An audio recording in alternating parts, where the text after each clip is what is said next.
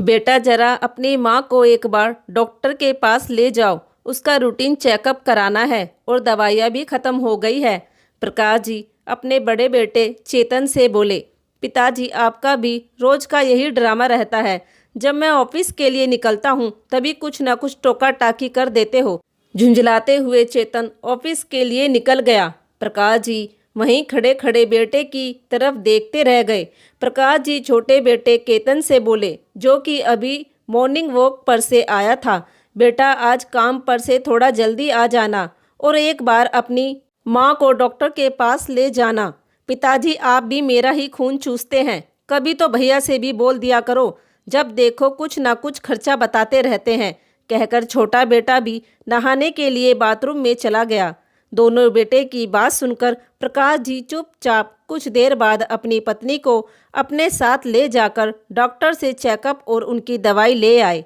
देख लो जी, दो दो बेटों के होते हुए बुढ़ापे में डॉक्टर के पास जाने के लिए खुद ही धक्के खाने पड़ रहे हैं। जानकी जी अपनी साड़ी के पल्लू से आंसू को पोंछते हुए बोली, जानकी मुझे माफ़ कर दो, मैंने हमेशा तुमसे ज़्यादा बेटों को अहमियत दी, कभी तुम्हारा ध्यान नहीं रखा, लेकिन आज मुझे बेटों के रंग ढंग देखकर जिंदगी का सबक मिल गया है कि बुढ़ापे में जीवन साथी के सिवा कोई काम नहीं आता।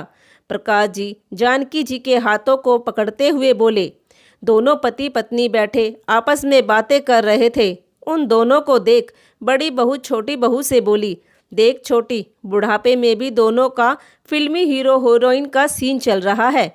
हाँ दीदी, इन लोगों के अंदर तो शर्म नाम की चीज ही नहीं बची। छोटी बहू भी बड़ी बहू की सुर में सुर मिलाते हुए बोली। दोनों बहुओं के व्यंग बाण जानकी जी और प्रकाश जी के सीने को छलनी कर गए। अगले दिन दोनों भाई प्रकाश जी से बोले, पिताजी अब आप दोनों के खर्चे बढ़ गए हैं, इसलिए हम चाहते हैं आप हमारा बंटवारा कर दो और साथ ही साथ आप दोनों का भी बंटवारा हो जाएगा। आप दोनों में से कोई मेरे पास रहेगा और एक केतन के पास। बेटे की बात सुनकर प्रकाश जी और जानकी जी सन खड़े रह गए। कुछ देर खामोश रहने के बाद प्रकाश जी बोले, ऐसा बिल्कुल भी नहीं होगा। अगर तुम दोनों को कहीं जाना हो तो शौक से जा सकते हो। पिताजी हर चीज में आप अपनी मनमानी करते हैं, अब जैसा हम कहेंगे वैसा ही होगा। जैसा तुम दोनों बोल रहे हो ऐसा मैं हरगिज भी नहीं होने दूंगा। प्रकाश जी जोर से चिल्लाते हुए बोले। देख लो अपने पिताजी को, हड्डियां जवाब दे रही है फिर भी जुबान कैंची की तरह चल रही है। बड़ी बहू अंजलि तमक कर बोली, बहू यह किस लहजे में बात कर रही हो तुम अपने ससुर के लिए? ये घर के बड़े हैं और तुम्हारे ससुर, थोड़ा सम्मान से बात करो। जानकी जी अंजलि से बोली। बस बस माँ जी, मुझे ज्ञान का पाठ पढ़ाने के लिए रहने दीजिए, मुझे पता है किससे कैसे बात करनी है। अंजलि आंखों को तैराते हुए बोली। देखिए पिताजी, अब जल्द से वकील को बुलाइए और सारे कागज़ तैयार करवाइए। सब कुछ हम दोनों के नाम आधा आधा करा दीजिए और साथ ही आप दोनों का भी बंटवारा कर लेंगे। किस हक से बंटवारे की बात कर रहे हो तुम दोनों? कौन सा फ़र्ज निभाया है तुम दोनों ने हमारे प्रति? कितनी सेवा की है तुम लोगों ने हमारी? कोई जवाब है तुम दोनों के पास? अरे मैंने अपनी ज़िंदगी भर की कमाई तुम दोनों की इच्छाएं पूरी करने में लगा दी, यह सोचे बगैर कि बुढ़ापे में अपने लिए भी मुझे पैसों की ज़रूरत होगी। तुम्हारी माँ ने मुझे बहुत समझाया था कि दिन भर इतनी भागा दौड़ी मत करो, कुछ समय मेरे साथ भी बिता दिया करो और सारा पैसा बच्चों पर खर्च करने की बजाय थोड़ा बहुत पैसा अपने लिए भी बचा कर रखो।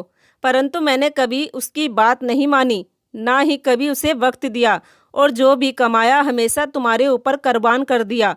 जब तुम दोनों पढ़ लिख कर पैरों पर खड़े हो गए तब तुम दोनों की इच्छा से ही तुम्हारी पसंद की लड़कियों से तुम्हारा विवाह करा दिया, लेकिन कभी तुम दोनों ने हमारे बारे में नहीं सोचा। एक एक पैसे के लिए तुम दोनों के आगे हाथ फैलाना पड़ता है और तुम्हारी पत्नियां, खाना भी उनसे मांग कर खाना पड़ता है। अरे और तो और, तुम दोनों के होते हुए डॉक्टर के पास जाने के लिए भी रिक्शे में धक्के खाने पड़ते हैं हमें। अरे सोच कैसे लिया तुम दोनों ने कि मैं घर का बंटवारा करूंगा और अपनी पत्नी से अलग रहूंगा?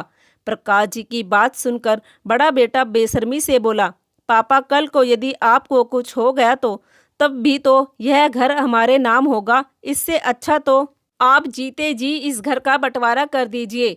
घर को बेचकर जो रकम मिलेगी उसे 2 हिस्सों में बांटकर दोनों भाई अपने लिए अलग अलग मकान बना लेंगे।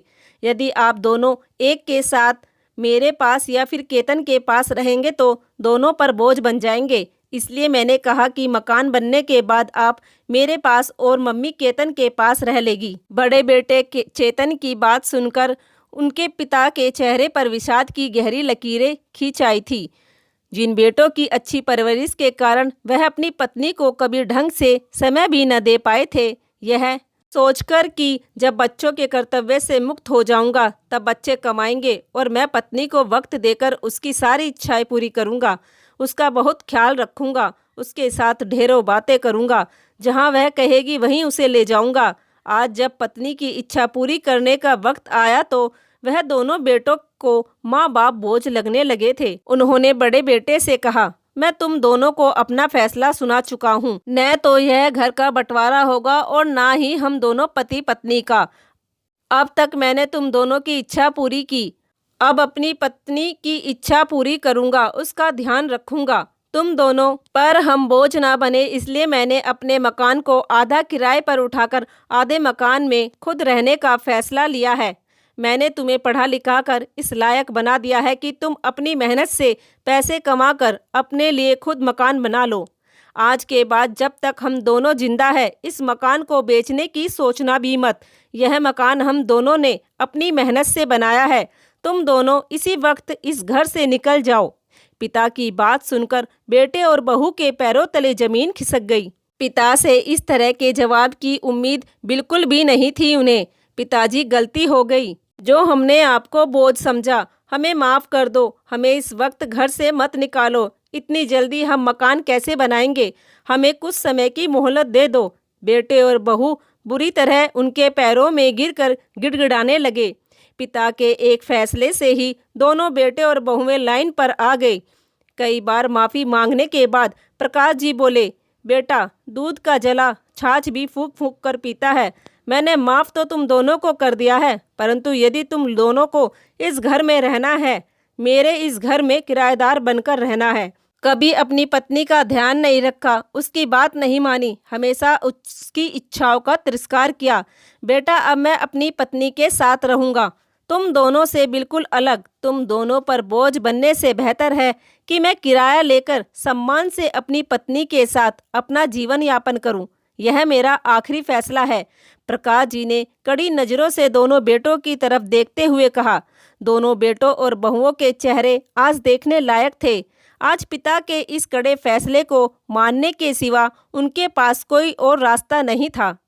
दोस्तों, क्या प्रकाश जी ने सही फैसला लिया? प्लीज़ कमेंट करके ज़रूर बताना और हमारे चैनल को भी सब्सक्राइब कर लीजिएगा। धन्यवाद।